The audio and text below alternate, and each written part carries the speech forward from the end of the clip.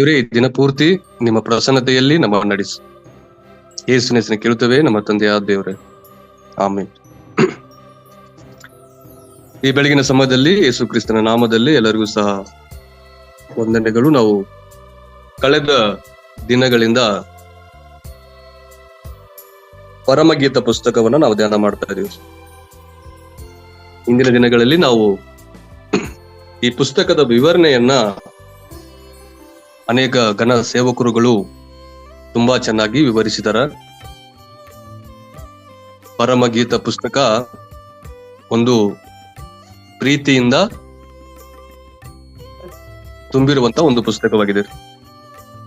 ನಿನ್ನೆ ದಿನದಲ್ಲೂ ಸಹ ಕಾಶಿ ಅಂಕಲ್ ಅವರು ಪರಮಗೀತ ಪುಸ್ತಕದ 4ನೇ ಅಧ್ಯಾಯದಲ್ಲಿ ಅವರು ಪ್ರಾರಂಭದಲ್ಲಿ ಒಂದು ಕಾರ್ಯವನ್ನು ಹೇಳ್ತಿದ್ರು. ದೇವರ ವಚನಗಳು, ದೇವರ ಸತ್ಯದ ವಾಕ್ಯಗಳು ಕೆಲವರಿಗೆ ಕೆಲವೊಂದು ಅಭಿಪ್ರಾಯಗಳನ್ನ ಸೂಚಿಸುವಂತವಾಗಿದೆ. ಅವು ಜ್ಞಾನಿಗಳಿಗೆ ಒಳ್ಳೆ ರೀತಿಯಾದ ಕಾರ್ಯಗಳನ್ನ ಬೋಧಿಸೋದಾದ್ರೆ, ಜ್ಞಾನಹೀನಕರಿಗೆ ಅಥವಾ ಜ್ಞಾನ ಇಲ್ಲೇ ಇರುವಂತರಿಗೆ, ಬುದ್ಧಿ ಇಲ್ದವರಿಗೆ ಅವು ವ್ಯರ್ಥವಾದಂತ ಮಾತುಗಳಾಗಿ ಕಾಣಲ್ಪಡ್ತವೆ.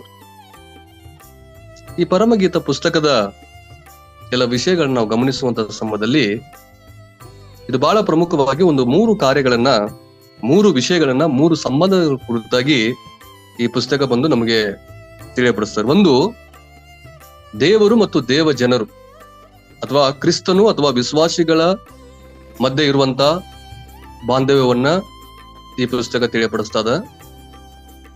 ಇನ್ನೊಂದು ಅರ್ಥದಲ್ಲಿ ಕ್ರಿಸ್ತನು ಮತ್ತು ಸಭೆಯ ಒಂದು ಬಾಂಧವ್ಯವನ್ನ ಈ ಪುಸ್ತಕ ನಮಗೆ ಪರಿಚಯ ಪಡಿಸ್ತದ. ಇನ್ನೂ ಒಂದು ಕಾರ್ಯವನ್ನು ನಾವು ಗಮನಿಸುವ ಸಮಯದಲ್ಲಿ ಮದುವೆ ಆಗಿರುವಂತ ಒಂದು ಗಂಡ ಹೆಂಡತಿಯ ಮಧ್ಯದಲ್ಲಿರುವಂತ ಅವಿನಾಭಾವ ಸಂಬಂಧದ ಕುರಿತಾಗಿ ಈ ಪುಸ್ತಕವ ನಮಗೆ ತಿಳಿಯಪಡಿಸ್ತಾ ಇದೆ. ಅನೇಕ ಇತಿಹಾಸಗಳನ್ನ ನಾವು ಗಮನಿಸುವಂತ ಸಮಯದಲ್ಲಿ ಇವೆಲ್ಲವನ್ನ ಮುಂದೆ ಇಟ್ಟುಕೊಂಡು ಈ ಪುಸ್ತಕವನ್ನ ಧ್ಯಾನ ಮಾಡಿದಾಗ ಅನೇಕ ಸತ್ಯಾರ್ಥಗಳು ನಮ್ಮ ಜೀವಿತಕ್ಕೆ ಉಪಯೋಗ ಆಗ್ತಾ ಇದೆ. ಇವತ್ತು ನಾವು ಧ್ಯಾನ ಮಾಡ್ತಾ ಇರುವಂತ ಅಧ್ಯಾಯ ಪರಮಗೀತ ಪುಸ್ತಕ 5ನೇ ಅಧ್ಯಾಯವನ್ನು ನಾವು ಧ್ಯಾನ ಮಾಡ್ಲಿಕ್ಕಿದೀವಿ. ಇದು ಪರಮಗೀತ ಪುಸ್ತಕದ 4ನೇ ಅಧ್ಯಾಯದ ಮುಂದುವರೆದ ಭಾಗವಾಗಿದೆ. ಯಾಕಂದ್ರೆ ನಿನ್ನೆ ದಿನದ 4ನೇ ಅಧ್ಯಾಯದ ಕಾರ್ಯಗಳನ್ನ ಗಮನಿಸುವಂತ ಸಮಯದಲ್ಲಿ ಅದೇ ಮುಂದುವರಿಸಿ ಈ 5ನೇ ಅಧ್ಯಾಯದಲ್ಲಿ ಕೆಲ ವಿಷಯಗಳು ನಮ್ಮ ಮುಂದೆ ಕಾಣಲ್ಪಡುತ್ತದೆ. ಈ 5ನೇ ಅಧ್ಯಾಯದಲ್ಲಿ 1ರಿಂದ 16 ವಚನಗಳಿದೆ. ಈ ಅಧ್ಯಾಯಕ್ಕೆ ಒಂದು ಒಳ್ಳೆ ತಲೆ ಬರಹವನ್ನ ನಾವು ನೀಡುವುದಾದರೆ ಒಂದು ಸುಂದರ ಕನಸಿನ ವಿವರಣೆ ಎಂಬುದಾಗಿ ಹೇಳಿ ಕರೆಯಬಹುದಾಗಿದೆ. ಇದನ್ನ 4 ಭಾಗವಾಗಿ ನಾವು ವಿಂಗಡಿಸಬಹುದು. ಮೊದಲ ಭಾಗದಲ್ಲಿ ಪರಮಗೀತ ಪುಸ್ತಕ 5ನೇ ಅಧ್ಯಾಯ 1ರಿಂದ 2 ವಚನದಲ್ಲಿ ಹುಡುಕಿಕೊಂಡು ಬರುವಂತ ದೇವರು ಎಂಬುದಾಗಿ ನಾವು ಹೇಳಬಹುದಾಗಿದೆ. 2ನೇ ಭಾಗದಲ್ಲಿ ಪರಮಗೀತ ಪುಸ್ತಕ 5ನೇ ಅಧ್ಯಾಯ 3ರಿಂದ 6 ವಚನದಲ್ಲಿ ದೇವರನ್ನ ಕಂಡುಕೊಳ್ಳುವಲ್ಲಿ ಒಂದು ವಿಫಲತೆಯನ್ನ ನಾವಲ್ಲಿ ನೋಡ್ತಾ ಇದೀವಿ. ಇನ್ನು 7ರಿಂದ 8ನೇ ವಚನದಲ್ಲಿ ದೇವರ ಒಂದು ಹುಡುಕಾಟ ಅಥವಾ ದೇವರನ್ನ ಹುಡುಕಿಕೊಂಡು ಹೋಗುವಂತ ಒಂದು ಸನ್ನಿವೇಶವನ್ನು ನೋಡ್ತಾ ಇದೀವಿ. 9ರಿಂದ 16 ವಚನದಲ್ಲಿ ದೇವರನ್ನ ಹೊಂದಿಕೊಳ್ಳುವಂಥದ್ದು ಅಥವಾ ದೇವರನ್ನ ಆಶ್ರಯಿಸಿಕೊಳ್ಳುವಂತ ವಿಷಯವನ್ನು ನೋಡ್ತಾ ಇದೀವಿ. ಇದು ನಮ್ಮಗಳ ಜೀವನದಲ್ಲಿ ಈ ಪುಸ್ತಕದಲ್ಲಿರುವಂತಹ ಕೆಲ ಸನ್ನಿವೇಶಗಳು ಹೇಗೆ ನಮಗೆ ಇವು ಸಹಾಯ ಮಾಡ್ತದವ. ಅನೇಕ ಸಮಯದಲ್ಲಿ ನಮ್ಮಗಳ ಜೀವಿತ ದೇವರ ಮೇಲೆ ಇರುವಂತ, ದೇವರಿಗೂ ಮತ್ತು ನಮಗಿರುವಂತ ಸಂಬಂಧ ಯಾವ ರೀತಿಯಾಗಿದ್ದೆ ಎಂಬುದನ್ನ ನಾವು ಸತ್ಯವೇದದಲ್ಲಿ ಬೇರೆ ಬೇರೆ ಕಡೆಗಳಲ್ಲಿ ನೋಡ್ತಾ ಇದೀವಿ. ನಮಗೂ ಮತ್ತು ದೇವರಿಗಿರುವಂತ ಸಂಬಂಧ ಅದು ತಂದೆ ಮಕ್ಕಳ ಸಂಬಂಧವನ್ನ ಸೂಚಿಸ್ತದ. ನಮಗೆ ದೇವರಿಗಿರುವಂತ ಸಂಬಂಧ ಅದು ಒಳ್ಳೆ ಸ್ನೇಹ, ಒಂದು ಸ್ನೇಹಿತರ ರೀತಿಯಲ್ಲಿ ಸೂಚಿಸ್ತದ. ಆದ್ರೆ ಈ ಪುಸ್ತಕದಲ್ಲಿ ನಮಗೂ ಮತ್ತು ದೇವರಿಗಿರುವಂತ ಒಂದು ಸಂಬಂಧ ಒಂದು ಒಳ್ಳೆ ಮಾದರಿ ಉಳ್ಳಂತ ಗಂಡ ಹೆಂಡತಿ ಸಂಬಂಧಕ್ಕೆ ಅದು ಹೋಲಿಕೆ ಆಗಿದೆ. ನಾವು ಇವತ್ತು ಈ ಅಧ್ಯಾಯವನ್ನ ನಾವು ಬೇರೆ ರೀತಿಯಾಗಿ ಧ್ಯಾನ ಮಾಡುವಂತ ಸಮಯದಲ್ಲಿ ಅದು ನಮಗೆ ಅನೇಕ ವಿಷಯಗಳು ನಮಗೆ ಅರ್ಥವಾಗುವುದಿಲ್ಲ. ಅದಕ್ಕೆ ಇದು ದೇವರು ಮತ್ತು ದೇವ ಜನರ ಮಧ್ಯದಲ್ಲಿರುವಂತಹ ಒಂದು ಸಂಬಂಧದ ಕುರಿತಾಗಿ ಇವತ್ತು ನಾವು ವಿಷಯವನ್ನ ಧ್ಯಾನಿಸಬೇಕಾಗಿದೆ. ಮೊದಲನೇ ಕಾರ್ಯ, ಹುಡುಕಿಕೊಂಡು ಬರುವ ದೇವರು ಎಂಬುದಾಗಿ ನೋಡ್ತಾ ಇದ್ದೀವಿ. ಪರಮಗೀತ ಪುಸ್ತಕದ 5ನೇ ಅಧ್ಯಾಯದ 1ನೇ ವಚನದಲ್ಲಿ ನಾವು ನೋಡುವಂತಹ ಸಮಯದಲ್ಲಿ, ಪ್ರಿಯಳೇ, ವಧುವೆ, ಇಗೋ ನನ್ನ ತೋಟದೊಳಗೆ ಬಂದೆನು ಎಂಬುದಾಗಿ ಹೇಳಿ ಬರೆಯಲ್ಪಡ್ತಾ ಇದ್ದಾರೆ. ಇಲ್ಲಿ ನಾವು ಇದರ ಮೂಲವನ್ನು ನಾವು ಗಮನಿಸುವಂತಹ ಸಮಯದಲ್ಲಿ ಇದನ್ನು ನಾವು 4ನೇ ಅಧ್ಯಾಯ 9ನೇ ವಚನದಲ್ಲಿ ಮತ್ತು 10 ಮತ್ತು 5ನೇ ವಚನದಲ್ಲಿ ಇದೇ ವಿಷಯವನ್ನು ಇಟ್ಟುಕೊಂಡು ನಾವು ದೇವರು ಬಂದು ಇಗೋ ನಾನು ತೋಟದೊಳಗೆ ಬಂದೆನು ಎಂಬುದಾಗಿ ಹೇಳ್ತಾ ಇದ್ದಾರೆ. ತೋಟ ಎಂಬುದಾಗಿ ಹೇಳುವಂತಹ ಸಮಯದಲ್ಲಿ ಅದು ನಮ್ಮ ಹೃದಯವನ್ನ ಸೂಚಿಸುವಂತದ್ದಾಗಿದೆ. ಒಂದು ಸುಂದರ ತೋಟ, ಅದು ನಮ್ಮ ಹೃದಯಕ್ಕೆ ಸಂಬಂಧಪಟ್ಟಿರುವಂತ ವಿಷಯವನ್ನ ಇಲ್ಲಿ ದೇವರು ಆ ಒಂದು ಸಂಕೇತನ ಬಿಟ್ಟುಕೊಂಡು ದೇವರು ಬಂದು ತಿಳಿಯಪಡಿಸ್ತದೆ. ದೇವರು ಯಾವಾಗಲೂ ನಮ್ಮೊಳಗೆ ವಾಸ ಮಾಡ್ಬೇಕಂತೇಳಿ ಬಯಸುವಂತವರಾಗಿದ್ದಾರೆ. ದೇವರು ನಮ್ಮನ್ನ ನಮ್ಮ ಕಾರ್ಯದಲ್ಲಿ ನಮ್ಮಲ್ಲಿದ್ದುಕೊಂಡು ಆತ ಜೀವಿಸಬೇಕು ಎಂಬುದನ್ನ ದೇವರು ಬಯಸ್ತದೆ. ಅದಕ್ಕೆ ದಾವೀದನು ದೇವರಲ್ಲಿ ಈ ವಿಷಯವನ್ನ ತುಂಬಾ ಆಳವಾಗಿ ಹೇಳ್ತಾನೆ. ನನ್ನ ಹೃದಯದ ಜ್ಞಾನವು, ನನ್ನ ಬಾಯಿಯ ಮಾತುಗಳು ನಿನಗೆ ಮೆಚ್ಚುಗೆಯಾದ ರೀತಿಯಲ್ಲಿ ಇರಲಿ ಎಂಬುದಾಗಿ ಹೇಳ್ತಾರೆ. ಯಾಕಂದ್ರೆ ದೇವರ ಆತ್ಮನ ಕ್ರಿಯೆಗಳು, ದೇವರು ನಮ್ಮೊಳಗೆ ವಾಸ ಮಾಡುವಂತ ಸಮಯದಲ್ಲಿ, ನಮ್ಮೊಳಗೆ ಬರುವಂತ ಸಮಯದಲ್ಲಿ ನಾವು ಲೋಕದಲ್ಲಿ ಶುದ್ಧ ಹೃದಯವುಳ್ಳವರಾಗಿ ಕಾಣಲ್ಪಡ್ತಾ ಇದೀವಿ. ದೇವರು ನಮ್ಮನ್ನ ಹುಡುಕಿಕೊಂಡು ಬರುವಂತವರಾಗಿದ್ದಾರೆ. ನಾನು ಮೊದಲೇ ಹೇಳಿದೆ, ಇದು ಒಂದು ಸುಂದರ ಕನಸಿನ ವಿವರಣೆ ಎಂಬುದಾಗಿ ಹೇಳಿ. ಇಲ್ಲಿ ಏನ್ ನಡೀತಾ ಇದೆ ಎಂಬುದಾಗಿ ಹೇಳಿ ನೀವು ಸನ್ನಿವೇಶವನ್ನ ಗಮನಿಸುವಂತಹ ಸಮಯದಲ್ಲಿ, ರಾತ್ರಿಯ ವೇಳೆಯಲ್ಲಿ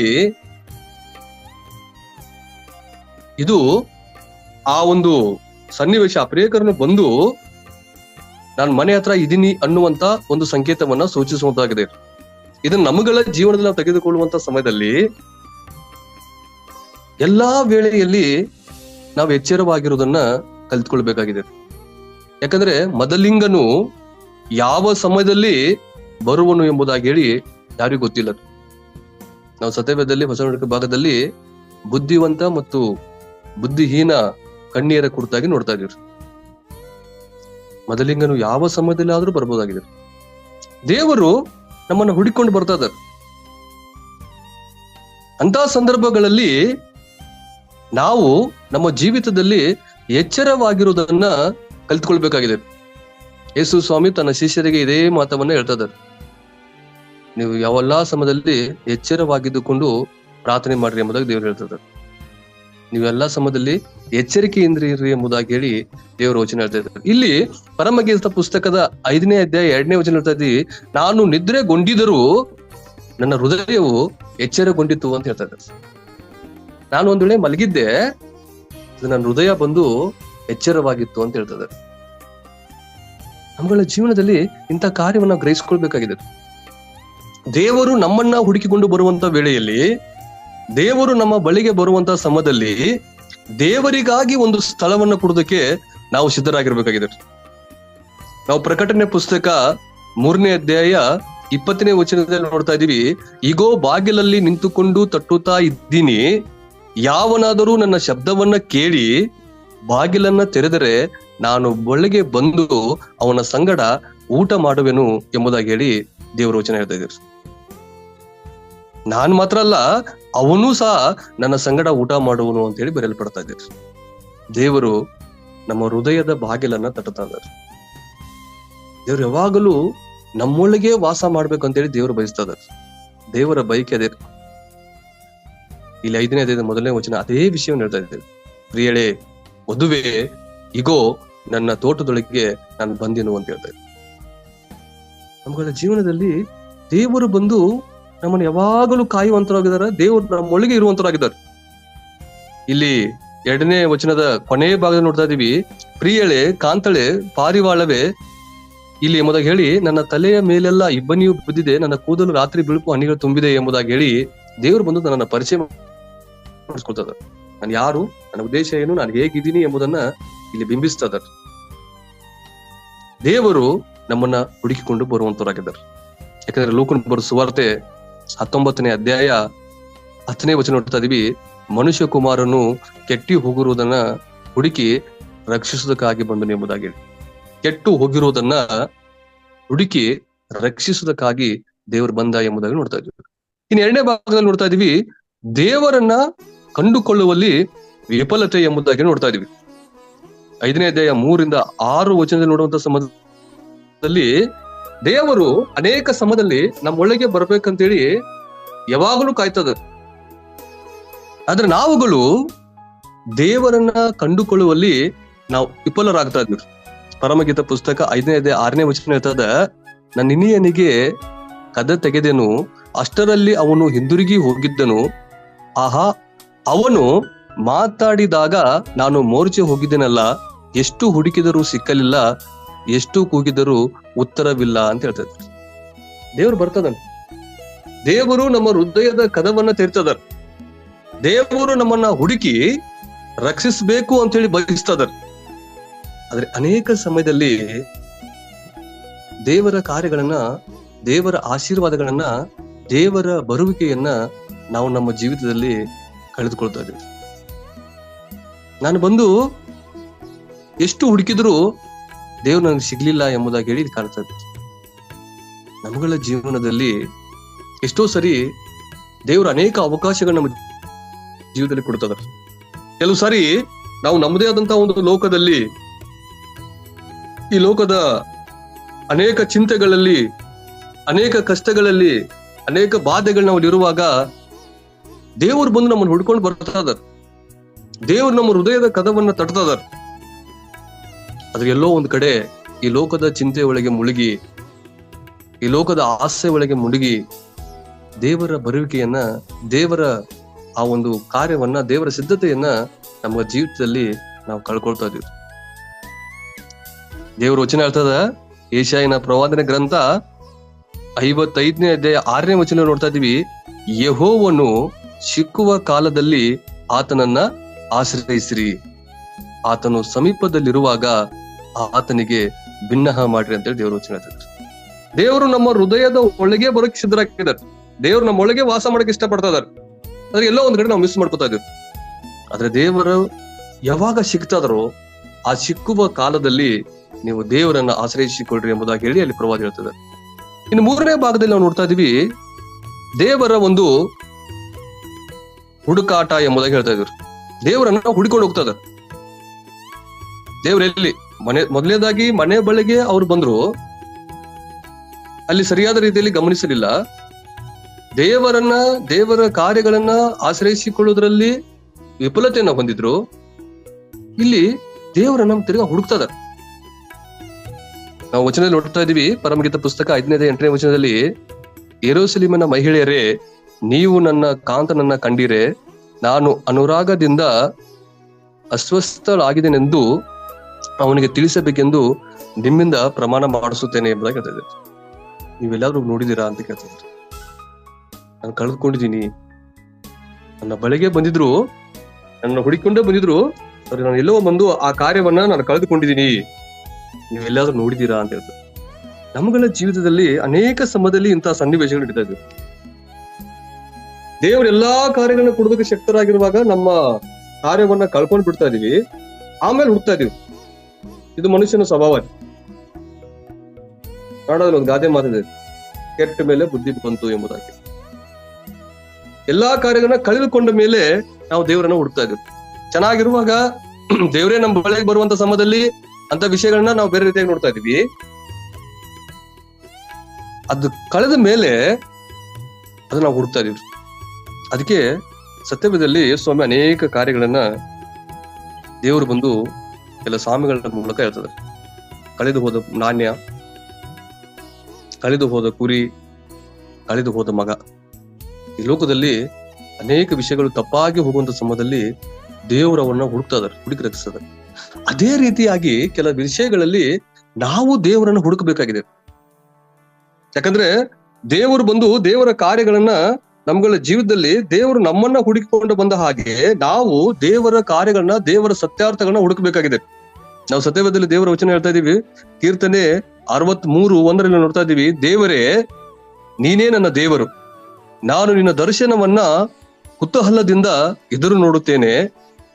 ನೀರಿಲ್ಲದೆ ಒಣಗಿದ ಭೂಮಿ ಇಲ್ಲದವನು ನೀರಿಗಾಗಿಯೋ ಎಂಬಂತೆ ನನ್ನ ಆತ್ಮವು ನಿನಗಾಗಿ ಆತುರಗೊಳ್ಳುತ್ತದೆ, ಶರೀರವು ಕುಂದಿ ಹೋಗುತ್ತದೆ ಎಂಬುದಾಗಿ ಹೇಳ್ತಾ ಇದ್ದಾರೆ. ದಾವೀದನು ನಾನು ನಿನ್ನ ದರ್ಶನವನ್ನ ತುಂಬಾ ಕುತೂಹಲದಿಂದ ನಾನು ಹುಡುಕ್ತಾ ಇದ್ದೀನಿ, ನಾನು ಬೇಡ್ತಾ ಇದ್ದೀನಿ, ನಾನು ನೋಡ್ತಾ ಇದ್ದೀನಿ ಎಂಬುದಾಗಿ ಹೇಳ್ತಾ ಇದ್ದಾರೆ. ನಮ್ಮಗಳ ಜೀವನದಲ್ಲಿ ದೇವರ ಸತ್ಯಾರ್ಥಗಳನ್ನ ಹುಡುಕಬೇಕಾಗಿದೆ. ಲೋಕದಲ್ಲಿ ಏನೇನೋ ಹುಡುಕ್ತಾ ಇದ್ದೀರಿ. ಒಬ್ಬ ಮನುಷ್ಯ ದಿನಾಲು ಹುಡುಕ್ತಾ ಇದ್ದಂತ. ಅನೇಕ ಸಮಯದಲ್ಲಿ ನಾವು ಎಲ್ಲರ ಹತ್ರ ಫೋನ್ ಇರೋದ್ರಿಂದ ಈ ಗೂಗಲ್ ಅಲ್ಲಿ ಹೋಗ್ಬಿಟ್ಟು ಅನೇಕ ವಿಷಯಗಳನ್ನ ಸರ್ಚ್ ಮಾಡ್ತಾ ಇದೀವಿ. ದಿನ ಸರ್ಚ್ ಮಾಡ್ತಾ ಇದೀವಿ. ಈ ಕಾರ್ಯ ಇರುತ್ತಾ, ಈ ಕಾರ್ಯ ತಿಳ್ಕೊಬೇಕು, ಈ ವಿಷಯ ಇದೆಯಾ, ಎಲ್ಲವನ್ನ ತಿಳಿದಕ್ಕೆ ಸರ್ಚ್ ಮಾಡ್ತಾ ಇದೀವಿ. ಆದ್ರೆ ಎಂದಾದ್ರೂ ನಮ್ಮನ್ನ ನಿತ್ಯದ ಕಡೆಗೆ ಹೋಗುವಂತಹ ಕಾರ್ಯಗಳನ್ನ ಹುಡುಕ್ತಾ ಇದೀವ? ದೇವರ ಪ್ರೀತಿಗಾಗಿ, ದೇವರ ಸತ್ಯಕ್ಕಾಗಿ, ನಿಜ ಸಂಗತಿಗಳಿಗಾಗಿ, ದೇವರ ಆಶೀರ್ವಾದಗಳನ್ನ ಹುಡುಕ್ತಾ ಇದೀವ? ನಾವು ದೇವರ ಕಾರ್ಯಗಳನ್ನ ಹುಡುಕಿದ್ರೆ ಖಂಡಿತವಾಗ್ಲೂ ಅವುಗಳನ್ನ ನಾವು ಹೊಂದ್ಕೊಳ್ತಾ ಇದೀವಿ. ಯಾಕಂದ್ರೆ ಮತ್ತಾಯನ ಬರೆದ ಸುವಾರ್ತೆ 7ನೇ ಅಧ್ಯಾಯ 7 ಮತ್ತು 8ನೇ ವಚನ ನೋಡ್ತಾ ಇದೀವಿ. ಬೇಡಿಕೊಳ್ಳಿರಿ ನಿಮಗೆ ದೊರೆಯುವುದು, ಹುಡುಕಿರಿ ನಿಮಗೆ ಸಿಕ್ಕುವುದು, ತಟ್ಟಿರಿ ನಿಮಗೆ ತೆರೆಯುವುದು. ಯಾಕಂದ್ರೆ ಬೇಡಿಕೊಳ್ಳುವ ಪ್ರತಿಯೊಬ್ಬನೂ ಹೊಂದುವನು, ಹುಡುಕುವವನಿಗೆ ಸಿಕ್ಕುವುದು, ತಟ್ಟುವವನಿಗೆ ಅದು ತೆರೀತದೆ ಎಂಬುದಾಗಿ ಹೇಳಿ ದೇವರ ವಚನ ಹೇಳ್ತಾ ಇದ್ದೀರಿ. ನಾವ್ ಯಾವಾಗೆಲ್ಲ ದೇವರ ಕಾರ್ಯಗಳಲ್ಲಿ, ದೇವರ ವಿಷಯಗಳಲ್ಲಿ ನಾವು ಹುಡುಕ್ತಾ ಇದೀವೋ ಆ ಕಾರ್ಯಗಳು ಖಂಡಿತ ನಮಗೆ ಸಿಗ್ತಾ ಇದೀರಿ. ಕಾಶಂಕಲ್ ಒಂದು ಒಳ್ಳೆ ಹಾಡು ಬಿಡಿದಾರೆ, ಬೇಡಿಕೊಳ್ಳಿರಿ ನಿಮಗೆ ಅದು ಸಿಗ್ತದೆ ಎಂಬುದಾಗಿ. ಅನೇಕ ವಿಷಯಗಳನ್ನ ನಾವು ಬೇಡ್ಕೊಳ್ಳೋದಿಲ್ಲ, ಸರಿಯಾದ ರೀತಿಯಲ್ಲಿ ನಾವು ಹುಡುಕೋದಿಲ್ಲ. ಯಾವಾಗ ನಾವು ಸತ್ಯವಾಗ್ಲೂ ನಿಜ ಸಂಗತಿಗಳನ್ನ ಹುಡ್ಕೊಂಡು ಹೋಗ್ತಾ ಇದೀವೋ ಅದನ್ನ ಖಂಡಿತವಾಗ್ಲೂ ನಮ್ಗಳ ಜೀವಿತದಲ್ಲಿ ನಾವು ಹೊಂದ್ಕೊಳ್ತಾ ಇದೀವಿ. 4ನೇ ಕಾರ್ಯದಲ್ಲಿ ನೋಡ್ತಾ ಇದೀವಿ, ದೇವರನ್ನ ಹೊಂದಿಕೊಳ್ಳುವುದು ಅಥವಾ ದೇವರನ್ನ ಆಶ್ರಯಿಸಿಕೊಳ್ಳುವುದು ಎಂಬುದಾಗಿ ಹೇಳ್ತಾ ಇದೀವಿ. ಇದು ನಮಗೆ ಏನನ್ನು ಸೂಚಿಸ್ತದ? ಇಲ್ಲಿ ಮೊದಲು 3 ಕಾರ್ಯಗಳನ್ನ ನಾವು ನೋಡಿದ್ವಿ. 1ನೇ ಕಾರ್ಯದಲ್ಲಿ ನೋಡಿದ್ವಿ ದೇವರೇ ನಮ್ಮನ್ನ ಹುಡುಕಿಕೊಂಡು ಬಂದ. 2ನೇ ಭಾಗದಲ್ಲಿ ನೋಡಿದ್ವಿ ದೇವರು ಹುಡುಕಿಕೊಂಡು ಬಂದಿರುವಂತಹ ಸಮಯದಲ್ಲಿ ಆತನನ್ನ ಕಂಡುಕೊಳ್ಳುವುದಲ್ಲಿ ವಿಫಲತೆಯನ್ನು ನೋಡಿದ್ವಿ. 3ನೇ ಕಾರ್ಯದಲ್ಲಿ ದೇವರ ಒಂದು ಹುಡುಕಾಟದಲ್ಲಿ, ಅಂದ್ರೆ ದೇವರನ್ನ ಹುಡುಕುವುದರಲ್ಲಿ ನಾವು ಆ ಸಮಯವನ್ನ ಕಳ್ತಾ ಇದ್ವಿ. ಆದ್ರೆ 4ನೇ ಭಾಗದಲ್ಲಿ ನೋಡ್ತಾ ಇದೀವಿ ದೇವರನ್ನ ನಾವು ಹೊಂದಿಕೊಳ್ಬೇಕಾಗಿದೆ, ಅಂದ್ರೆ ದೇವರನ್ನ ನಾವು ಆಶ್ರಯಿಸಿಕೊಳ್ಬೇಕಾಗಿದೆ. ಪರಮಗೀತ ಪುಸ್ತಕ 5ನೇ ಅಧ್ಯಾಯ 16ನೇ ವಚನ ಹೇಳ್ತದ, ಅವನ ನುಡಿ ಬಹು ಇಂಪು, ಹೌದು ಅವನು ಸರ್ವಾಂಗದಲ್ಲಿಯೂ ಮನೋಹರನು, ಯೆರೂಸಲೇಮಿನ ಸ್ತ್ರೀಯರುಗಳಿರ ಇವನೇ ನಿನಿಯನು, ಇವನೇ ನನ್ನ ಪ್ರಿಯನು ಎಂಬುದಾಗಿ ಹೇಳಿ. ಅಂದ್ರೆ ಇದರ ಅರ್ಥ ಏನಪ್ಪಾ ಅಂದ್ರೆ ನನಗೆಲ್ಲಾ ಈತನೇ ಎಂಬುದಾಗಿ ಹೇಳಿ ಒಪ್ಪಿಸಿಕೊಳ್ಳುವುದು, ಆತನನ್ನೇ ಹೊಂದಿಕೊಳ್ಳುವಂಥದ್ದು, ಆತನನ್ನೇ ಆಶ್ರಯಿಸಿಕೊಳ್ಳುವುದು. ನನಗೆಲ್ಲ ಇವ್ರೆ. ಎಲ್ಲಾ ಸಮಯದಲ್ಲಿ ದೇವರನ್ನೇ ಅಂಟಿಕೊಳ್ಳುವಂಥದ್ದು, ದೇವರನ್ನೇ ಹೊಂದಿಕೊಳ್ಳುವುದು. ಯಾಕಂದ್ರೆ ನಾವು ದೇವರನ್ನ ಬಿಟ್ಟು ಏನು ಮಾಡಕ್ ಆಗುದಿಲ್ಲ. ಯೋಹಾನ ಬರೆದ ಸುವಾರ್ತೆಯಲ್ಲಿ ಯೇಸು ಅದೇ ಹೇಳ್ತದೆ, ನೀವು ನನ್ನನ್ನ ಬಿಟ್ಟು ಏನೂ ಮಾಡಲಾರದೆ ಅಂತ ಹೇಳಿ ಯೇಸು ಹೇಳ್ತದೆ. ನಾವು ದೇವರನ್ನ ಬಿಟ್ಟು ನಾವು ಏನು ಮಾಡಕ್ ಆಗುದಿಲ್ಲ. ನಾವೆಲ್ಲಾ ಕಾರ್ಯಗಳಲ್ಲಿ, ಎಲ್ಲಾ ವಿಷಯಗಳಲ್ಲಿ ನಾವು ದೇವರನ್ನ ಮುಂದೆ ಇಟ್ಟುಕೊಂಡು, ದೇವರನ್ನ ಹೊಂದಿಕೊಂಡು, ದೇವರನ್ನ ಆಶ್ರಯಿಸಿಕೊಂಡು ನಾವು ಜೀವಿಸಬೇಕಾಗಿದೆ. ದೇವರನ್ನ ಆಶ್ರಯಿಸಿಕೊಳ್ಬೇಕಾಗಿದೆ. ಎಲ್ಲಾ ವಿಷಯದಲ್ಲಿ ದೇವರನ್ನ ಹೊಂದಿಕೊಂಡೇ ನಾವು ಜೀವಿಸಬೇಕಾಗಿದೆ. ಪ್ರತಿದಿನ, ಪ್ರತಿ ಕ್ಷಣ ನಮ್ಮ ಜೀವನದ ಮುಂದೆ, ನಮ್ಮ ಜೀವಿತದ ಮುಂದೆ ನಾವು ದೇವರನ್ನಿಟ್ಟು ನಾವು ಜೀವಿಸಬೇಕಾಗಿದೆ. ಈ ವರ್ಷದ ಕಲ್ವರ್ ಚಪಲ್ ವಾಗ್ದಾನ ವಚನವನ್ನು ಗಮನಿಸುವಾಗ ನಮ್ಗೆ ಕೊಡಲ್ಪಟ್ಟಂತ ಡೈರಿಯಲ್ಲಿ ಮೇಲ್ಗಡೆ ಒಂದು ವಚನ ಇದೆ. ಕೀರ್ತನೆಗಳು 16:8ನೇ ವಚನ ಅದೇ ವಿಷಯವನ್ನು ಹೇಳ್ತಾ ಇದ್ದೀರಿ. ನಾನು ಯೆಹೋವನನ್ನ ಯಾವಾಗಲೂ ನನ್ನ ಎದುರಿಗೆ ಇಟ್ಟುಕೊಂಡಿದ್ದೇನೆ, ಆತನು ನನ್ನ ಬಲಗಡೆಯಲ್ಲಿ ಇರುವುದರಿಂದ ನಾನು ಕದಲುವುದಿಲ್ಲ ಎಂಬುದಾಗಿ ಹೇಳಿ ದೇವರ ವಚನ ಹೇಳ್ತಾ ಇದ್ದಾರೆ. ನಾನು ಎಂದಿಗೂ ಕದಲುವುದಿಲ್ಲ ಅಂತ ಹೇಳ್ತಾ ಇದ್ದೀನಿ.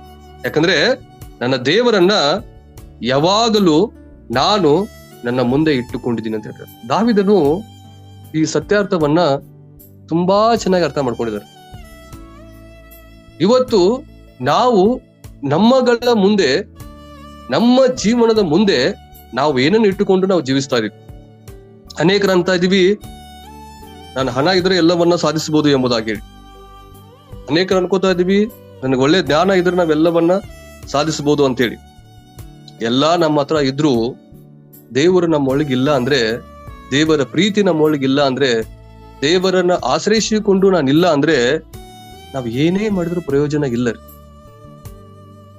ಏನೇ ಮಾಡಿದ್ರು ಪ್ರಯೋಜನ ಇಲ್ಲ.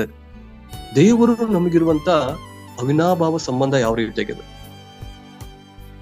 ದೇವರು ಏನನ್ನ ಬಯಸ್ತಾ ಇದ್ದಾರೆ, ಯಾಕಂದ್ರೆ ನಮ್ಮ ಜೀವನ ಕ್ರಿಸ್ತನಲ್ಲಿ ಒಂದಾಗಿ ಬೆರೆತು ಜೀವಿಸುವಂತ ಜೀವನವಾಗಿರ್ಬೇಕಾಗಿದೆ. ಇದನ್ನು ತುಂಬಾ ಆಳವಾಗಿ ನಾವು ಗಮನಿಸಬೇಕಾಗಿದೆ. ನಾನು ನನ್ನ ಇಷ್ಟದ ರೀತಿಯಲ್ಲಿ ನನಗೆ ಇಷ್ಟ ಬಂದ ಹಾಗೆ ಜೀವಿಸುವಂಥದ್ದು ಕ್ರೈಸ್ತಿಯ ಜೀವನ ಅಲ್ಲ. ನಾವು ಕ್ರಿಸ್ತನೊಟ್ಟಿಗೆ ಒಂದಾಗಿ ಜೀವಿಸುವಂಥದ್ದೇ ನಿಜವಾದ ಕ್ರೈಸ್ತ ಜೀವನ. ಯೇಸು ಹೇಳ್ತಾ ಇದಾರೆ, ನೀವು ನನ್ನಲ್ಲಿಯೂ ನನ್ನ ವಾಕ್ಯಗಳು ನಿಮ್ಮಲ್ಲಿಯೂ ನೆಲೆಗೊಂಡಿರುವಾಗ ಮಾತ್ರ ಎಲ್ಲಾ ಕಾರ್ಯಗಳನ್ನ ನಾವು ಸಾಧಿಸಿಕೊಟ್ಟು ಸಾಧ್ಯ. ನೀವೇನೇ ಕಾರ್ಯಗಳನ್ನ ಪ್ರಾರ್ಥಿಸಿದ್ರು, ನೀವೇನೇ ಕಾರ್ಯಗಳನ್ನ ಬೇಡಿಕೊಂಡ್ರು, ನಿಮಗೆ ಎಂತೆಂತ ಕಾರ್ಯಗಳು ಬೇಕಾದ್ರೂ ದೇವರು ಒದಗಿಸ್ತಾ ಇದಾರೆ. ಯಾವಾಗಪ್ಪ ಅಂದ್ರೆ ನೀವು ನನ್ನಲ್ಲಿಯೂ ನನ್ನ ವಾಕ್ಯಗಳು ನಿಮ್ಮಲ್ಲಿ. ಇದ್ರ ಅರ್ಥ ಏನಪ್ಪಾ ಅಂದ್ರೆ, ನಾವು ಮತ್ತು ದೇವರು ಯಾವಾಗಲೂ ಒಂದಾಗಿ ಒಟ್ಟಾಗಿ ಆತನನ್ನೇ ನಾವು ಹೊಂದಿಕೊಂಡಿರ್ಬೇಕು ಎಂಬುದು ದೇವರ ಬಯಕೆ. ಇಲ್ಲಿ ಬಂದ್ಬಿಟ್ಟು ಆ ವಚನ ಬಂದು ನಮ್ಗೆ ಅದೇ ಪರಿಚಯಿಸ್ತಾ ಇದೆ. ನಾನು ಈತನೇ ನನಗೆಲ್ಲ ಅಂತ ಹೇಳ್ತಾರೆ. ನನಗೆಲ್ಲ ಇವ್ರೆ, ನನಗೆಲ್ಲಾನು ಇದೆ. ನಾನು ಎಲ್ಲಾ ಕಾರ್ಯಗಳನ್ನ ನಾನು ದೇವರಲ್ಲಿದ್ದುಕೊಂಡೇ, ದೇವರ ಸತ್ಯಾರ್ಥದಲ್ಲೇ, ದೇವರ ನಿತ್ಯದಲ್ಲೇ ನಾನು ನನ್ನ ಜೀವಿತವನ್ನ ನಾನು ನಡೆಸ್ಕೊಳ್ತೀನಿ, ರೂಪಿಸಿಕೊಳ್ತೀನಿ ಎಂಬುದಾಗಿ ಹೇಳಿ ಪರಿಚಯಿಸ್ತದ. ಇವತ್ತಿನ ದಿನಗಳಲ್ಲಿ ನಾವು ನಮ್ಮಗಳ ಜೀವನದಲ್ಲಿ ದೇವರು ನಮ್ಮ ಹೃದಯವನ್ನ ತೆರೆಯುವಾಗ, ದೇವರು ನಮ್ಮ ಹೃದಯದ ಹತ್ತಿರಕ್ಕೆ ಬರುವಂತ ಸಮಯದಲ್ಲಿ, ದೇವರು ನಮ್ಮನ್ನ ಹುಡಿಕೊಂಡು ಬರುವಾಗ ನಾವು ದೇವರಿಗೆ ಸ್ಥಳವನ್ನ ಕೊಡ್ತಾ ಇದೀವ? ಅಥವಾ ದೇವರು ನನ್ನ ಬಳಿಗೆ ಬರುವಂತಹ ಸಮಯದಲ್ಲಿ, ದೇವರು ನನ್ನ ಹೃದಯದಲ್ಲಿ ವಾಸ ಮಾಡ್ಬೇಕಂತ ಬಯಸುವಂತ ಸಮಯದಲ್ಲಿ ದೇವರನ್ನ ಕಂಡುಕೊಳ್ಳುವಲ್ಲಿ ನಾನು ವಿಫಲರಾಗ್ತಾ ಇದ್ದೀನ? ನಾನು ಕಂಡುಕೊಳ್ಳದೇ ಆಗಿರುವಂತಹ ಸಮಯದಲ್ಲಿ ಅದರಲ್ಲಿ ವಿಫಲತೆ ಹೊಂದಿರುವಾಗ ನಾನು ತಿರ್ಗಾ ದೇವರನ್ನ ಹುಡಿಕೊಂಡು ಹೋಗ್ತಾ ಇದ್ದೀನ? ನಾನು ದೇವರೇ ನೀ ನನ್ನ ಬಳಿಗೆ ಬಂದಿದ್ದೆ, ದೇವರೇ ನೀ ನನ್ನ ರಕ್ಷಿಸೋದಕ್ಕೆ ಬಂದಿದ್ದೆ, ನಾನು ನನ್ನ ಜೀವನವನ್ನ ತಪ್ಪಾದ ಮಾರ್ಗಕ್ಕೆ ನಾನು ತೆಗೆದುಕೊಂಡು ಹೋಗಿದ್ದೆ, ದೇವ್ರೆ ನಾನು ನಿನ್ನನ್ನು ಹುಡುಕ್ತೀನಿ ಎಂಬುದಾಗಿ ಹೋಗ್ತಾ ಇದೀವ? ಎಲ್ಲಾ ಸಮಯದಲ್ಲಿ ನಾವು ದೇವರನ್ನ ಹೊಂದಿಕೊಂಡು, ದೇವರನ್ನ ಆಶ್ರಯಿಸಿಕೊಂಡು ನಾವು ಜೀವಿಸ್ತಾ ಇದೀವ? ದೇವರ ವಚನ ಆಗ್ತದ, ದೇವರು ನಮಗೆ ಆಶ್ರಯ ದುರ್ಗವಾಗಿದ್ದಾರೆ, ದೇವರು ನಮ್ಮನ್ನ ಆಧರಿಸುವಂತವರಾಗಿದ್ದಾರೆ, ದೇವರು ನಮ್ಮನ್ನ ಸಂತೈಸುವಂತವರಾಗಿದ್ದಾರೆ, ದೇವರು ನಮ್ಮನ್ನ ಬಲಪಡಿಸುವಂತವರಾಗಿದ್ದಾರೆ. ಎಲ್ಲದಕ್ಕಿಂತ ಮಿಗಿಲಾಗಿ ದೇವರ ನಮ್ಮನ್ನ ಅತಿ ಹೆಚ್ಚಾಗಿ ಪ್ರೀತಿಸುವಂತವರಾಗಿದ್ದಾರೆ. ಯಾಕಂದ್ರೆ ನಮಗಾಗಿ ತನ್ನ ಜೀವವನ್ನೇ ಕೊಟ್ಟಂತ ದೇವರು ಇನ್ನೆಲ್ಲಾ ಕಾರ್ಯಗಳನ್ನ ಕೊಡೋದಕ್ಕೆ ದೇವರು ಖಂಡಿತವಾಗಿ ಶಕ್ತರಾಗಿದ್ದಾರೆ. ಒಂದೇ ಒಂದು ಕಾರ್ಯ, ನಾವ್ ಯಾವಾಗಲೂ ನಮ್ಮ ಜೀವಿತದಲ್ಲಿ ನಾವು ದೇವರನ್ನ ಮುಂದೆ ಇಟ್ಟುಕೊಂಡು ಜೀವನ ಮಾಡೋಣ. ದೇವರಿಗಾಗಿ ನಾವು ನಮ್ಮ ಜೀವನದಲ್ಲಿ, ನಮ್ಮ ಹೃದಯಗಳಲ್ಲಿ ನಾವು ಸ್ಥಳ ಕೊಡೋಣ. ದೇವರು ಸಿಕ್ಕುವ ಕಾಲದಲ್ಲಿ ದೇವರ ಆಶ್ರಯಗಳು, ದೇವರ ಅತಿಶಯಗಳು, ದೇವರ ಅದ್ಭುತಗಳು ಬರುವಂತ ಸಮಯದಲ್ಲಿ ನಾವು ಹೊಂದಿಕೊಂಡು ನಮ್ಮ ಜೀವಿತವನ್ನ ನಾವು ನಡೆಸಿಕೊಳ್ಳೋಣ. ದೇವರ ಅಧಿಕ ಆಶೀರ್ವಾದಗಳನ್ನ ನಮ್ಮ ಜೀವಿತದಲ್ಲಿ ನೀಡುವಂತವರಾಗಿದ್ದಾರೆ. ದೇವರು ತಾನೇ ಈ ವಾಕ್ಯಗಳ ಮೂಲಕ ನಮ್ಮೆಲ್ಲರನ್ನ ಆಶೀರ್ವಾದ ಮಾಡುವಂತೆ ನಾವು ಪ್ರಾರ್ಥನೆ ಮಾಡಿಕೊಂಡ್ರಿ. ಪರಿಶುದ್ಧನಾಗಿರುವಂತಹ ನಮ್ಮ ತಂದೆಯ ದೇವರೇ, ಈ ಬೆಳಗಿನ ಜಾವದಲ್ಲಿ ಮತ್ತೊಂದು ಆವರ್ತಿ ನಾವು ನಿಮಗೆ ಸ್ತೋತ್ರ ಮಾಡ್ತಾ ಇದೀವಪ್ಪ. ದೇವರೇ, ಈ ದಿನದಲ್ಲಿ ಕೂಡ ಪರಮಗೀತ ಪುಸ್ತಕ 5ನೇ ಅಧ್ಯಾಯವನ್ನ ನೀನು ಧ್ಯಾನ ಮಾಡುವಂತೆ ಕೃಪೆ ಮಾಡಿದಕ್ಕಾಗಿ ನಿಮಗೆ ಸ್ತೋತ್ರ. ದೇವರೇ, ನೀ ನಮ್ಮ ಹೃದಯದಲ್ಲಿ ಯಾವಾಗಲೂ ವಾಸ ಮಾಡುವಂತ ದೇವರಾಗಿದೆಯಾ ಸ್ವಾಮಿ. ದೇವರೇ, ನಿಮಗೆ ನಾವು ಸ್ಥಳವನ್ನು ಕೊಟ್ಟು ದೇವರೇ ನಿಮ್ಮನ್ನು ಆಶ್ರಯಿಸಿಕೊಂಡು ನಿಮ್ಮಲ್ಲೇ ನಾವು ಜೀವಿಸಲಿಕ್ಕಾಗುವಂತೆ ನಮಗೆ ಸಹಾಯ ಮಾಡು. ದೇವರೇ, ಆನ್ಲೈನ್ ಮೂಲಕ ಭಾಗವಹಿಸಿದಂತ ನಮ್ಮೆಲ್ಲರನ್ನ ನಿನ್ನ ಹೆಸರಾಗಿ ಮುಟ್ಟು ದೇವರೇ, ಈ ದಿನಪೂರ್ತಿ ನಿಮ್ಮ ಸಂತೋಷದಲ್ಲಿ, ನಿಮ್ಮ ಸಮಾಧಾನದಲ್ಲಿ ನಾವೆಲ್ಲರೂ ಜೀವಿಸ್ಲಿಕ್ಕಾಗುವಂತೆ ಸಹಾಯ ಮಾಡಿ. ನಮ್ಮೆಲ್ಲರ ಜೀವಿತ ನೀವು ಒಪ್ಪಿಸಿಕೊಡ್ತಾ ಇದೀವಪ್ಪ. ನೀವೇ ಆಶೀರ್ವದಿಸಿ ನಡೆಸಬೇಕಂತೇಳಿ ಯೇಸು ಕ್ರಿಸ್ತನ ಹೆಸರಿನಲ್ಲಿ ಕೇಳಿಕೊಳ್ಳುತ್ತೇವೆ ನಮ್ಮ ತಂದೆಯ ದೇವರೇ, ಆಮೆನ್.